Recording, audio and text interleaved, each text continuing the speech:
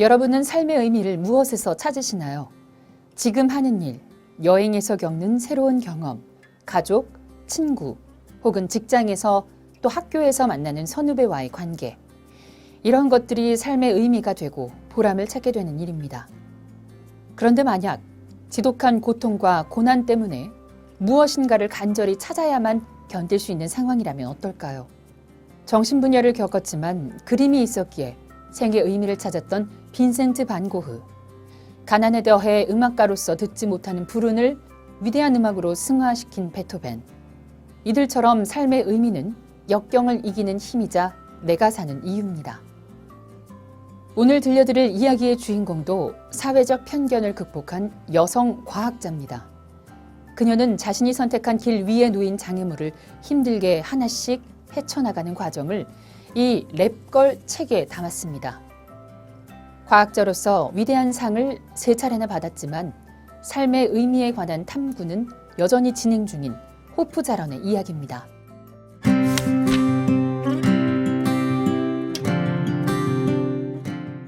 랩걸, 2단어로 이루어진 제목만으로 그녀는 자신이 누구인지 말하고 있습니다.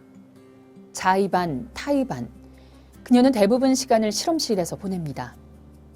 그녀는 아버지가 42년간 물리학과 지구과학을 가르친 미국 미네소타 시골 전문대학의 실험실에서 어린 시절을 보냅니다. 성인이 된 이후에는 문학을 전공하려 했지만 결국 실험실로 다시 돌아옵니다.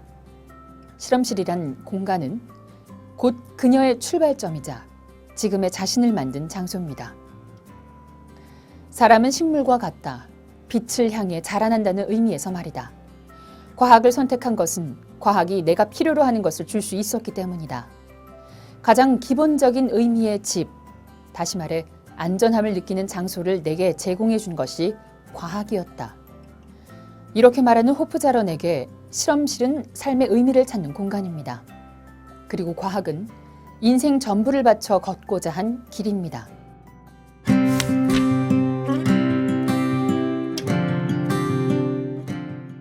그녀는 어릴 때부터 아버지처럼 과학을 연구하는 사람이 되리라고 생각했습니다. 자기보다 5살씩 많은 3명의 오빠들보다 여자이지만 아버지를 가장 닮은 아이가 바로 자신이라고 생각했죠. 그런데 이미 5살 때 그녀는 여자가 과학을 하는 건 불리한 환경이라는 점을 느끼게 됩니다. 오빠들은 실험실에서 하던 놀이를 학교에서도 계속할 수 있었습니다. 보이스카우트에서 모형 자동차 경주를 할 수 있었고 기술 시간에는 각종 도구를 사용해 볼 수도 있었습니다. 호프 자런은 그런 모습을 보면서 자신이 남성이 아닌 여성임을 자각하게 됩니다. 나는 아빠의 실험실로 더 깊이 숨어들었다. 그곳은 내가 가장 자유롭게 기계를 탐험할 수 있는 곳이었다. 그녀의 고백은 순간 숨을 멈추고 들어야 할 만큼 묵직합니다. 아빠와 같아지기를 절실히 원했지만 엄마처럼 살아야 한다는 보이지 않는 의무를 그녀는 느꼈습니다. 어쩌면 이 정도는 어린 시절의 추억으로 미소 짓고 넘어가야 할지도 모릅니다. 과학자가 되기 위해 엑스레이 분석 실험실을 홀로 사용해야 했던 어느 날 밤, 그녀는 홀로 실험하는 자신을 보호하기 위해 호신용 렌치를 뒷주머니에 꽂아둬야 했습니다. 결정적으로 그녀에게 충격을 준 일은 더 나중에 일어납니다. 존스 홉킨스 대학에서 종신 교수직을 받기 직전 그녀는 실험실 출입을 금지당합니다. 임신한 상태로 실험실이 있는 건물에 발을 들여놓은 여성이 처음이라는 이유 때문이었습니다. 5살 때 처음 알게 된 남성과 여성의 차이는 작은 눈뭉치 같았습니다. 그러나 20-30년이 흐른 후 학계 성차별은 눈 위를 구를수록 더 크고 단단한 눈뭉치가 되는 것처럼 무섭게 커져 있었습니다. 호프 자런은 지구 표면의 모든 살아있는 생명은 지구 전체에 존재하는 물 1%의 1000분의 1을 쟁취하기 위해 끝없는 전쟁을 벌인다라고 말합니다. 이 전쟁에서 나무는 가장 불리한 처지이다 라고 담담하게 이야기합니다. 그 나무는 자신처럼 사회적 편견과 한계에 부딪힌 여성들의 이야기이기도 합니다. 그녀의 설명은 단풍나무로 옮겨가면서 이어집니다. 다 자란 단풍나무가 자손들에게 제공하는 한 가지 믿을 만한 부모의 사랑이 있다. 매일 밤 자원 중에서도 가장 소중한 자원인 물을 땅속 깊은 곳에서부터 길어올려 약한 어린 나무들에게 나누어 주는 것이다. 어떤 부모도 자식의 삶을 완벽하게 만들어줄 수는 없다. 그러나 우리는 모두 최선을 다해 그들을 돕는다라고 말이죠. 고통 속에서 태어난 새 생명을 품에 안고 만연한 사회적 불평등과 편견을 이겨내기 위해 싸우는 과학자이자 엄마로서 나무에 투영된 그녀의 다짐이 읽힙니다.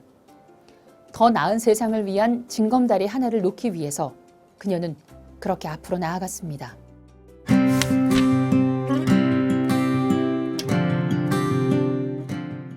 호프자러는 랩걸에서 자신이 겪은 일에 대한 교훈을 자신이 연구한 식물의 특성과 연결해서 이야기합니다. 훌륭한 과학자가 되기까지의 시간을 씨앗의 기다림으로 비유하는 것이죠. 씨앗은 어떻게 기다려야 하는지 안다. 대부분 씨앗은 자라기 전에 적어도 1년은 기다린다. 체리 씨앗은 아무 문제 없이 100년을 기다리기도 한다. 각각의 씨앗이 정확히 무엇을 기다리는지는 그 씨앗만이 안다.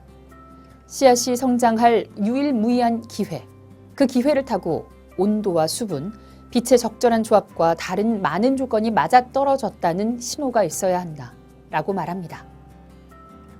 기다림에 익숙해져 있을 때 우리는 기다림의 끝과 만나게 됩니다.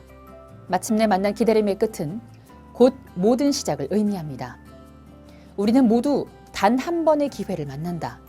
우리는 모두 한 사람 한 사람 불가능하면서도 필연적인 존재들이다. 모든 우거진 나무의 시작은 기다림을 포기하지 않은 씨앗이었다. 그렇게 가슴 벅차기 시작했어도 현실은 만만치 않습니다. 첫 직장인 약국에서 6개월을 보낸 뒤 그만둔 그녀는 첫 뿌리가 감수하는 위험만큼 더 두려운 것은 없다라고 고백합니다. 첫 뿌리를 내린 식물은 덜 추운 곳으로, 덜 건조한 곳으로, 덜 위험한 곳으로 옮길 희망을 포기해야 하기 때문이죠. 뿌리를 내리는 일은 모든 것을 건 도박이고 거기서 실패한다는 것은 죽음을 의미한다. 성공할 확률은 100만 분의 1도 되지 않는다. 이런 사실은 우리가 마주하는 현실을 투영합니다. 그러나 우리는 언제나 희망을 놓지 말아야 합니다. 뿌리를 내리는 도박이 성공하면 수확도 엄청나게 크다는 반전이 있기 때문입니다. 딱 한 번 만나는 기회에 뿌리를 내리고 나면 우리는 여러 기회와 만날 가능성이 생깁니다. 땅 위의 모든 것, 정말이지 모든 것을 제거해도 멀쩡한 뿌리 하나만 있으면 대부분 식물은 비웃듯 다시 자라난다.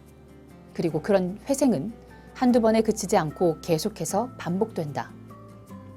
호프자러는 이렇게 우리를 위로하고 있습니다. 오솔길은 도로가 되고 그 도로는 고속도로가 되고 그 고속도로는 언젠가 목적지에 나를 데려다 줄지도 모른다.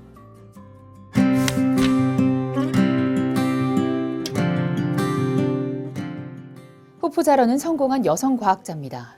그녀가 받은 상과 경력이 그녀를 화려하게 포장합니다. 그녀는 책 랩걸의 시작에서 이렇게 말합니다. 육지에는 바다보다 600배나 많은 생명체가 살고 있다. 사람들은 식물에 둘러싸여 살면서도 그것을 보지 못하는 것이 안타까워 사람들이 좋아하는 바다보다 식물을 연구한다라고요. 이는 과학자의 전형을 보는 듯합니다. 하지만 삶의 순간마다 여성이어서 위기에 처하고 여성이어서 편견과 한계에 부딪힙니다. 그녀가 과학자로서 거둔 성과의 이면에는 영광의 빛과 그림자가 공존하고 있었습니다. 실험실과 과학, 식물과 사랑, 그녀가 삶에서 찾은 삶의 의미가 내게도 있는지 되돌아봐야 합니다. 나무가 되는 것은 긴 여정이다라는 그녀의 독백은 이렇게 마무리됩니다. 계속 나무에 관해 이야기하고 날마다 벌어지는 나무의 이야기를 다른 사람과 나누자. 사람들이 눈을 굴리면서 부드럽게 당신이 제정신이 아닌 것 같다고 이야기를 해주면 만족스럽게 웃음을 짓자. 과학자가 이런 이야기를 들으면 제대로 된 길을 걷고 있다는 증거다.